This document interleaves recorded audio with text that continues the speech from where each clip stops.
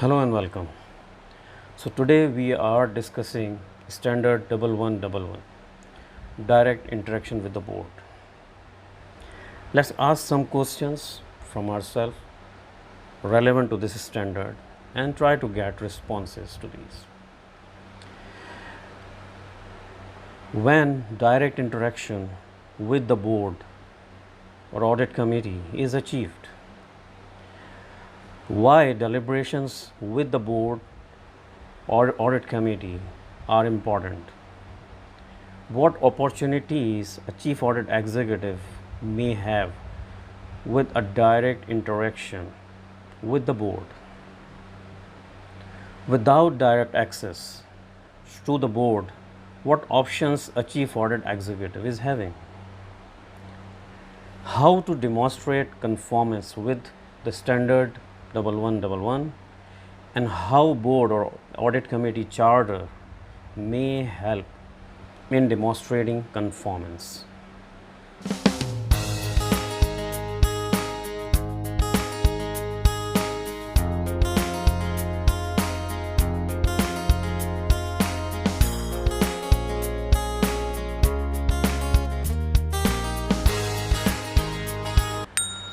Standard 1111 is part of the mandatory guidance of the International Professional Practices Framework.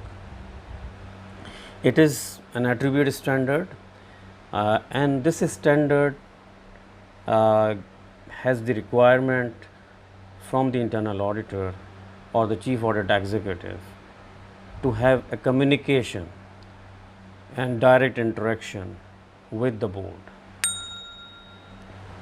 As per implementation guide, to enable internal audit to fulfill its duties, the chief audit executive, the board, and the senior management have discussed and agreed on internal audit's responsibility, authority, and expectations, as well as the organizational placement of the internal audit function and the reporting relationships of chief audit executive. The reporting relationship typically includes a direct functional reporting with the board. This is already discussed in the earlier implementation guides and videos we have. This is an overlapping subject actually. So you may refer to my previous videos on implementation guide 1100 and standard 1100 as well as the standard 1110. These both cover the independence and objectivity and the organizational independence.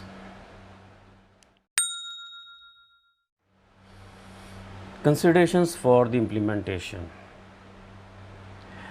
If the chief audit executive has a direct functional reporting relationship with the board, then the board assumes responsibility for approving the internal audit charter, internal audit plan, budget, resource plan, evaluation and compensation of the chief audit executive, appointment and removal of chief audit executive. And further, the board monitors the ability of internal audit to operate independently and fulfill its charter. With such a reporting relationship, the chief audit executive will have many opportunities to communicate and interact directly with the board as required by this standard. For example, the chief audit executive will participate in the audit committee or board meetings generally quarterly to communicate things like the proposed internal audit plan, budget, internal audit performance and progress, and any challenges and hurdles they are facing. Further, the chief audit executive will have the ability to contact the chair or any member of the board to communicate sensitive matters or critical issues facing internal audit or the organization. Typically, at least annually, a private meeting with the board or audit committee and the chief audit executive is formally conducted to discuss the important matters, and this is without the presence of any senior management representative. It is also helpful for the chief audit executive to participate in one-on-one meetings or phone calls periodically with the board or audit committee chair, either prior to scheduling meeting or routinely during the year, to ensure direct and open communication. Like for example, as per my personal experience, prior to the quarterly board meeting, it was always helpful to go and sit individually with the audit committee members and share with them the agenda and some of the documents and give them a small briefing. That saves a lot of time when you are actually conducting the meeting, and a lot of issues which they are already aware of and got the briefing on. It saves time in closing the issues and taking decisions. Now this is an interesting area that, and I have experienced as well, that the chief audit executives may find themselves in a situation that they are not having a direct access to the board.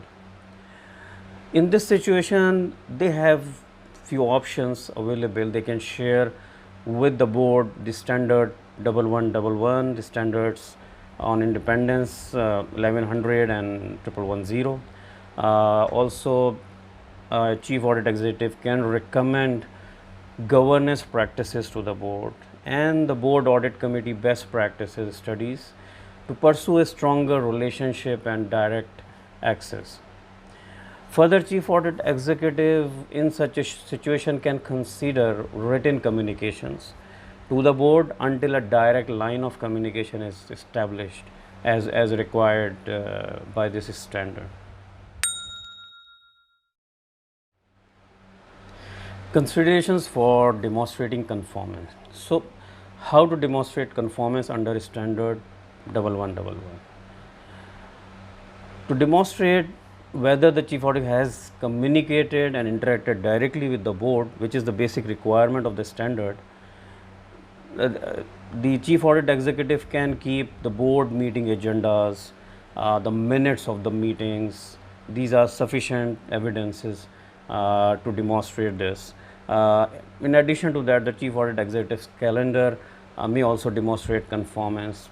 Further, a policy that requires chief audit executive to meet privately with the board periodically may be documented in the board or audit committee charter, which is a very good evidence to prove that this is a requirement as per the board audit committee charter, and the internal audit is making a compliance of this policy.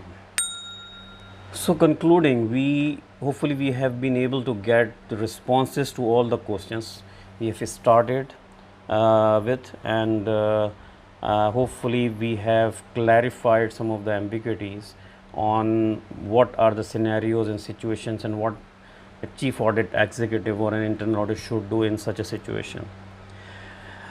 You may email me your questions. I'll give my email address if you have any questions on any of my video and you have any query. In addition to that, I'm doing consultancy work, so if any one of you are interested in any consultancy work relevant to the audit and risk advisory, you may email me your details and your requirement, and I can get back to you with more contact details and for further discussions in due course of time. So thank you so much. Keep liking my videos, and subscribe my channel, and expect some good interesting videos soon on different topics, and it will not be limited to the internal audit. It will be covering the wider area gradually as soon as we'll move forward. Thank you so much.